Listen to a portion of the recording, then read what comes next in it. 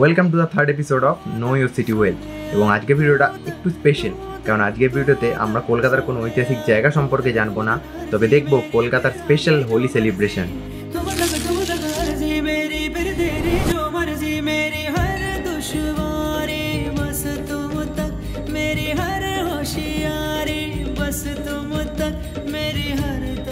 হোলি বলতে আমরা বুঝি বৃন্দাবন বা মথুরার হোলি, তবে আমাদের কলকাতায় সম্ভবত ইন্ডিয়ার মোস্ট ইউনিক হোলি সেলিব্রেশনটা হয় কলকাতার রোলস রয়েলস হোলি।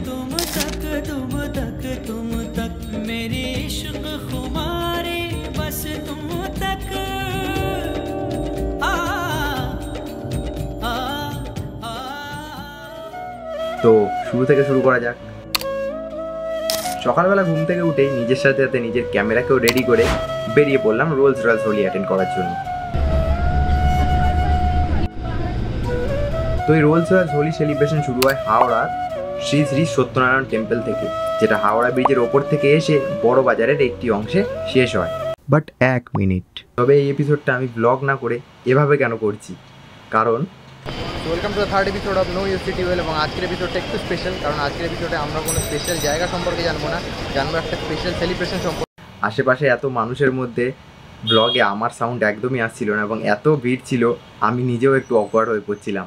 যাই হোক, back to the story. Finally 2 ঘন্টা জার্নি করার পর পৌঁছে গিয়েছিলাম শ্রী শ্রী সত্যনারায়ণ টেম্পলে।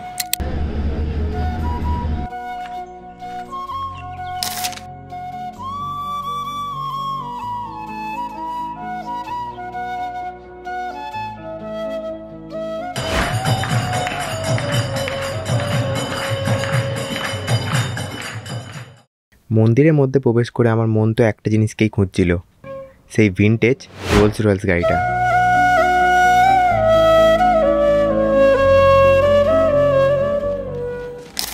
ফাইনালি কিছুক্ষণ অপেক্ষা করার পর শুরু হয়ে গেল ওই হোলি সেলিব্রেশন।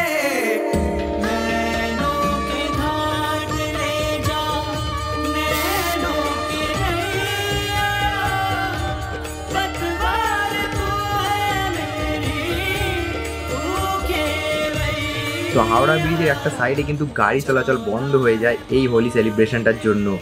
যে হাওড়া ব্রিজে কিন্তু ফটো তোলা নিষিদ্ধ এবং ফটো তুললে ফাইনও হয় শুনেছি, সেই হাওড়া ব্রিজেই আমরা দাঁড়িয়েছিলাম, হাঁটছিলাম এবং ভিডিও করছিলাম।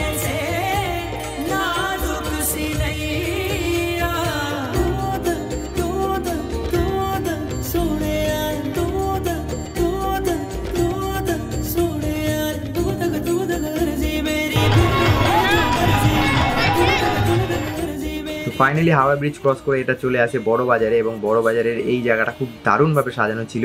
আশেপাশে বাড়ির মানুষরা ছাদ থেকে অপেক্ষা করছিল এবং নিচের মানুষদেরকে উদ্দেশ্য করে আবির ছুটছিল।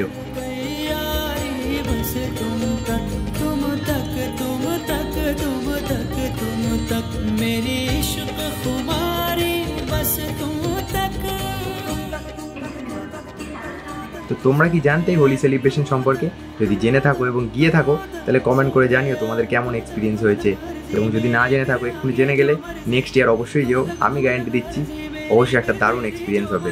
তো দেখা হচ্ছে নেক্সট এপিসোডে, টাটা।